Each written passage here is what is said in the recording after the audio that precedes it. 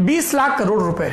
कैसा लग रहा है यह आंकड़ा सुनकर, और कैसा लगा था जब हफ्ते भर पहले 12 मई को प्रधानमंत्री नरेंद्र मोदी के मुंह से पहली बार 20 लाख करोड़ सुना था। टीवी पर आकर प्रधानमंत्री जी राष्ट्र को यह रकम बताकर गए तो आपको भी लगा होगा मोदी जी इतनी बड़ी रकम खर्च कर रहे हैं, अब तो सबके दुख दर्द हर लेंगे।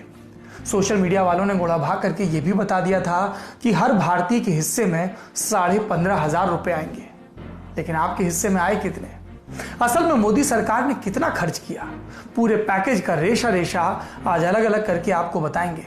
आज से करीब 90 साल पहले 1930 के दशक में अमेरिका में भयंकर आर्थिक मंदी आई। शेयर बाजार धड़ाम से गिर गए, बैंक दिवालिये होने लगे, उद्योग धंधे बंद क्योंकि माल बिक नहीं रहा था। 3 साल में 1.5 करोड़ लोग बेरोजगार हो गए। इतिहास में इस दौर को ग्रेट डिप्रेशन या महामंदी के नाम से पुकारा जाता है।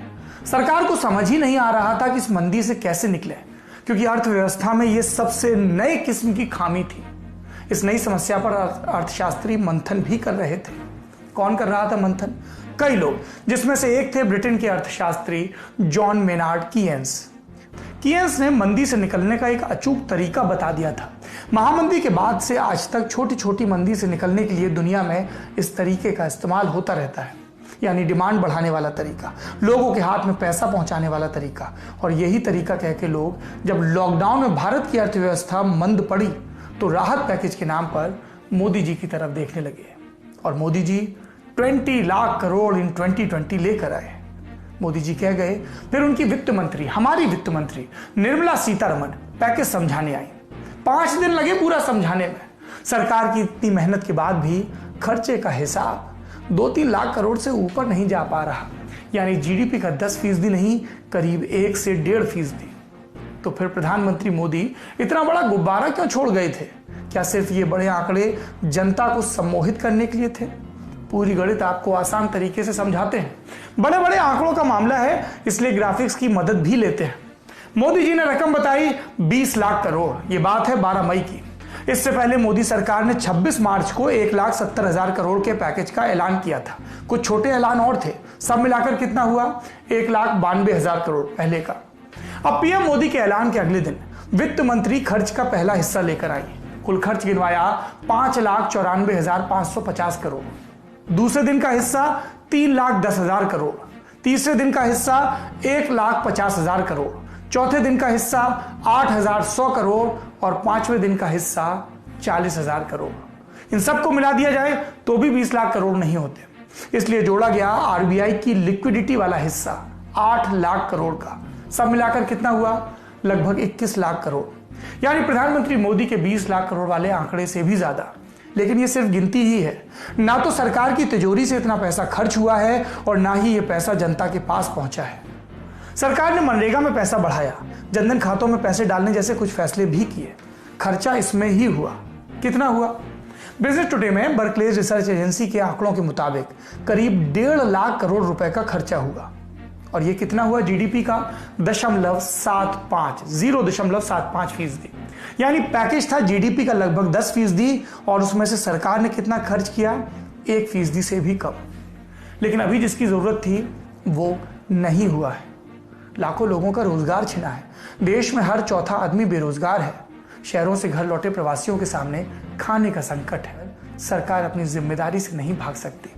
शहरों में अपना रोजगार छोड़कर गांव की तरफ भाग रहे मजदूरों को सरकार से मदद की उम्मीद रखने का पूरा हक है, लेकिन उम्मीद के नाम पर सरकार बड़े बड़े आंकड़े थमा दे रही है। इस बात पर कि लोगों ने ध्यान दिलाया कि सरकार चाहे कितना विस्तृत ऐलान करना चाहती थी, वो एक दिन में भी ये कर सकती थी, लेकिन 5 दिन के इवेंट में से तब्दील कर दिया। 30 लाख करोड़ का बजट एक दिन में पेश हो जाता है, और जिस पैकेज को सरकार 20 लाख करोड़ का बता रही है उसे पेश करने में वित्त मंत्री 5 दिन लेती है। पहले वो अंग्रेजी में पढ़ती हैं, फिर वही बात अनुराग ठाकुर हिंदी में पढ़ते हैं। 5 लंबी और उबाऊ प्रेस कॉन्फ्रेंस के बाद सवाल जवाब होते हैं तो कई सवालों के जवाब नहीं दिए जाते हैं, और आखिरी में पता चलता है सरकार अपनी जेब से जीडीपी का 0.75% खर्च कर रही है, 10% नहीं। आधे से ज्यादा ऐलान वो हैं जो हम बजट में भी सुन चुके थे, जिन्हें लागू करने या उन पर जोर देने के लिए सरकार को किसी महामारी की जरूरत नहीं थी। फिर सरकार ने ये राग दोबारा क्यों आलापा? जनता कोरोना से त्रस्त है, लोगों की नौकरियां जा रही हैं, तनख्वाह कट रही है, पलायन को मजबूर हो रहे हैं। ऐसे में उन्हें आंकड़ेबाजी से ज्यादा सच सुनने की जरूरत थी। सड़क पर चल रहे मजदूरों ने आंकड़ों का वो जंजाल नहीं सुना जो वित्त मंत्री ने 5 दिन प्राइम टाइम टीवी के लिए बुना। उन्होंने सुना प्रधानमंत्री मोदी के मुंह से निकला 20 लाख करोड़, अर्थव्यवस्था का 10%। अभी सत्य अखबार के बिजनेस पन्नों तक महदूद है, लेकिन कभी कभी ये आंकड़ा समस्या बनकर आएगा तो जरूर हमारे देश के सामने। सोचिए, आने वाले वक्त में जब उन मजदूरों पर कुछ बीतेगी, दुख बीतेगा और उन्हें पता चलेगा कि जब वो अपना घर बार लेकर सड़क पर चल रहे थे, जुए पर बैल के साथ जुटे हुए थे, तब सरकार आंकड़ों की बाजीगरी में मशगूल थी। सरकार के पास सदन का भरोसा है, क्या वो इतने में खुश है? क्या उसे लोगों का भरोसा जीतने की कोई जरूरत महसूस नहीं होती? रेटिंग एजेंसियां बता रही हैं कि जीडीपी 1% से भी कम हो जाएगी।